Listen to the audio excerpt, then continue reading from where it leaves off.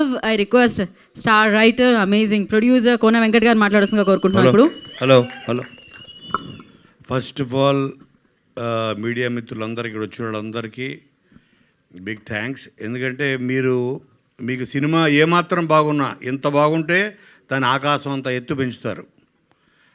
ఇలాగ ఈ మధ్యన రిలీజ్ అయిన ఎన్నో సినిమాలు దానికి ఎగ్జాంపుల్స్. అలాగే నేను నా లైఫ్లో నా కెరియర్లో నేను బాగా ప్రేమించే వ్యక్తులు, నన్ను బాగా ప్రేమించే వ్యక్తులు అందరూ స్టేజ్ మీద ఉన్నారు. వీళ్ళందరూ ఇంక్లూడింగ్ మా తమ్ముడు తమన్, నేను తమ్ముడు తమన్ అంటుంటా. వీళ్ళందరినీ నేను ఎందుకంటే ఫస్ట్ మా సినిమాకు సంబంధించిన talkie fun part whatever ప్రపంచాన్ని చూపించబోతున్నాం. నేను ఇష్టపడే నేను ప్రేమించే వాళ్ళ మధ్య జరగాలని నేను వీళ్ళు ఏరి కోరి పిలుచుకున్నా. అలాగే ప్రతి సినిమాకి ఏదో ఒక సినిమా ఉంటుందన్నమాట, ఒక లీడ్. ఈరోజు ఈ సినిమా జరగడానికి కారణం నిన్ను కోరి అనే ఒక సినిమా. శివ అనే ఒక డైరెక్టరు ఒక మీనింగ్ఫుల్ ఒక గుండెలోంచి వచ్చిన ఒక లవ్ స్టోరీకి ఎంత వాల్యూ ఉంటుంది అన్నది, దాని యొక్క ఆ సక్సెస్కి ఎంత ఇంపార్టెన్స్ ఉంటుంది, జీవితాంతం ఒక మెమరీలాగా ఒక మంచి జ్ఞాపకంలాగా అతను నాకు ఇచ్చాడు. ఆ సినిమా అది రావడం వల్లే ఈరోజు బ్యాండ్మాళ అన్న సినిమా వచ్చింది. దాని వాల్యూ ఏంటో నాకు అర్థమైంది, దాని టేస్ట్ నాకు అర్థమైంది. నాకు బాగా గుర్తు. నాకు ఒక ఫ్రెండ్ తను రికమెండ్ చేసినప్పుడు తన నెంబర్ ఇచ్చాడు. ఒక మంచి స్టోరీ ఉంది శివ దగ్గరని. నేను శివకి ఫోన్ చేస్తే తను అప్పటికి ట్రైన్లో ఉన్నాడు వైజాగ్ వెళ్తున్నాడు. నేను కోన వెంకట్ని మాట్లాడుతున్నాను, నీ దగ్గర స్టోరీ ఉందని అట్లాంటా నుంచి నీ ఫ్రెండ్ ఇచ్చాడు నెంబరు. అంటే వచ్చేయమంటారు సార్ అన్నాడు. అంటే చైన్ లాగి దూకేసేలా ఉన్నాడు. వద్దు నువ్వు వచ్చినా కూడా కలవను నేను, నువ్వు ఎందుకు వెళ్తున్నావో పండక్కి ఆ పని చూసుకొని రా, అప్పుడు కలుస్తా నేను. లేదు సార్ వచ్చేస్తా సార్ అంటున్నాడు. అంటే అంత ఆకలి మీద ఉన్నాడు. తన ఫీలింగ్స్, తన ఎమోషన్స్ తను రాసుకున్న కథ ద్వారా అని ప్రపంచానికి చెప్పాలన్న ఒక ఆకలి మీద ఎంతోమంది ఉంటారు. అందరూ మనకు తగలరు. ఎక్కడో ఒకడు ఆ దేవుడు రాసిపెట్టి ఉంటాడు, నాలాంటి వాళ్ళని ఎంచుకుంటాడు. నీ ద్వారానే నీకు బాధ్యత ఇస్తున్నాను, ఒక మంచి డైరెక్టర్స్ని, మంచి దానివల్ల 100 కుటుంబాలు బాగుపడతాయి అని నన్ను ఆ దేవుడు ఎంచుకున్నట్టు ఫీల్ అవుతా.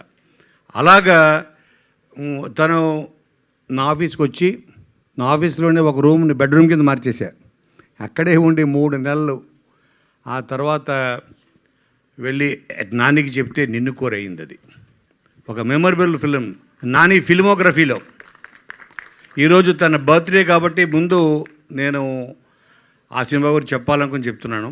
అలాగే ఆ రోజు ఎలాగైతే తను నా ఆఫీస్లోకి వచ్చి తను చెప్పినప్పుడు ఆ జెన్యూనిటీ, తను నోటితో చెప్పట్లేదు, తన గుండెతో చెప్పాడు నాకు. తన గుండెతోటి లోతుల్లోంచి అతను చెప్తుంటే కన్నీళ్ళు వస్తున్నాయి. అసలు ఇంత అద్భుతంగా ఏంటో ఒక ఇంతమంది మన మధ్యన ఉంటారు, ఎంతో కొద్ది మంది మీద ఆ ఫోకస్ లైట్ పడుతుంటుంది. ఆ ఫోకస్ లైట్ ఆగినప్పుడు మనకి వాడి వాల్యూ తెలుస్తుంటుంది, లేకపోతే తిరుగుతూ ఉంటుంది. అది అలాగే కొన్ని సంవత్సరాల తర్వాత మళ్ళీ నా దగ్గరికి వచ్చాడు శివ. సో నేను అదే అనుకున్నాను, సతీష్, అటు శివ ఇటు సతీష్. అలాగే ఒక ల్యాప్టాప్ వేసుకొచ్చి ఓపెన్ చేసి సాంగ్స్ పెట్టాడు, ఇది పెట్టాడు, నుంచున్నాడు, డ్యాన్స్ చేస్తున్నాడు, చెప్తున్నాడు. నాకు ఎగ్జాక్ట్గా మళ్ళీ ఇంకొక శివని చూసినట్టే ఉంది నాకు. అండ్ అదే హార్ట్ తోటి, అదే గుండెతోటి మళ్ళీ నాకు కథ చెప్పాడు. అదే బ్యాండ్ మేళం. అది చూసిన తర్వాత నేను ఒకటే అనుకున్నాను, ఎందుకంటే ఇది ఒక 10th క్లాస్ నుంచి ఒక డిగ్రీ ఫైనల్ ఇయర్ వరకు, ఒక ఇంజనీరింగ్ ఫైనల్ ఇయర్ వరకు జరిగే ఒక ఇద్దరు బావమర్దల ట్రావెలే ఈ లవ్ స్టోరీ.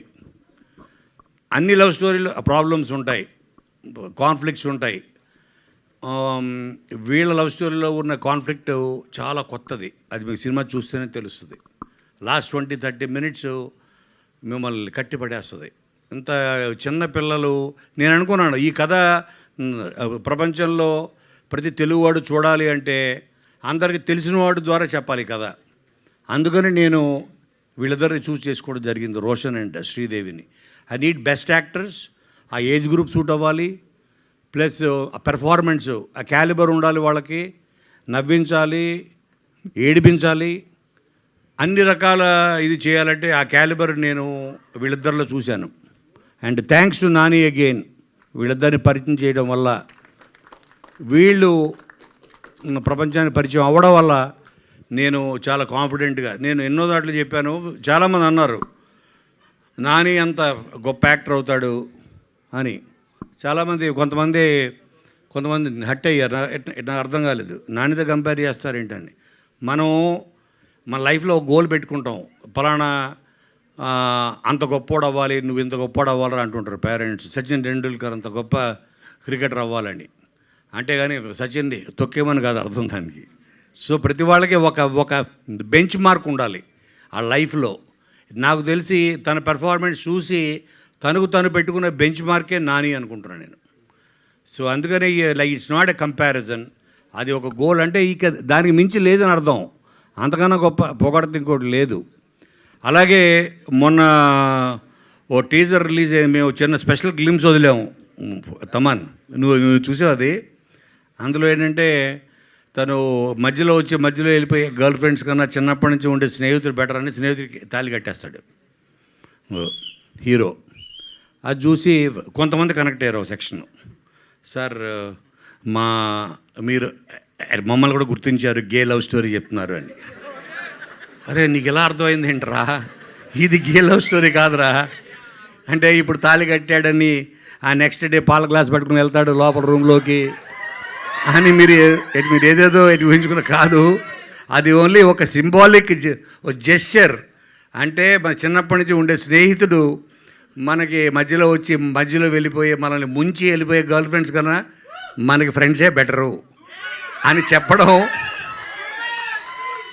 అన్నది దాని ఉద్దేశం.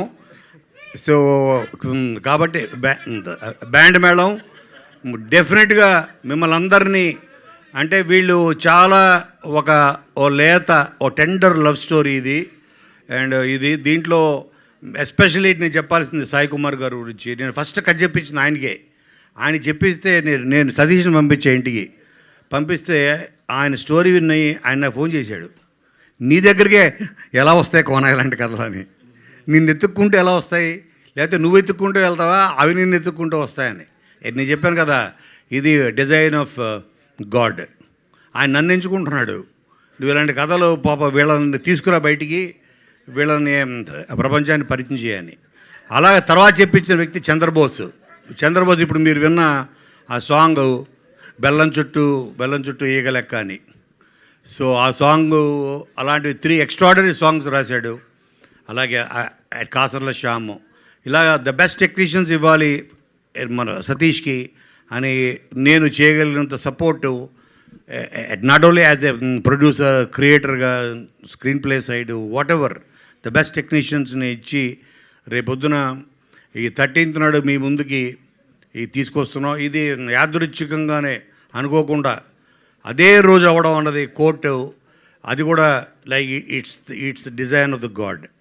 కాబట్టి మళ్ళీ అదే సక్సెస్ మీరు మళ్ళీ నా కోసం కాదు, మళ్ళీ ఈ యంగ్ టాలెంట్ కోసం, మళ్ళీ సతీష్ కోసం, అటువంటి ఎంతోమంది యంగ్ టాలెంట్ని మళ్ళీ మీకు పరిచయం చేసి మంచి కథల్ని మీకు పరిచయం చేసే నాకు ఆ శక్తిని, ఆ సక్సెస్ ఇస్తుంది అని నేను మనస్ఫూర్తిగా కోరుకుంటూ, మీరందరూ 100% దీని గురించి నెక్స్ట్ 10 years మాట్లాడుకుంటారు బ్యాండ్ మేళం గురించి అనే నమ్మకంతో మీ అందరికీ మరొకసారి థ్యాంక్ యూ సో మచ్.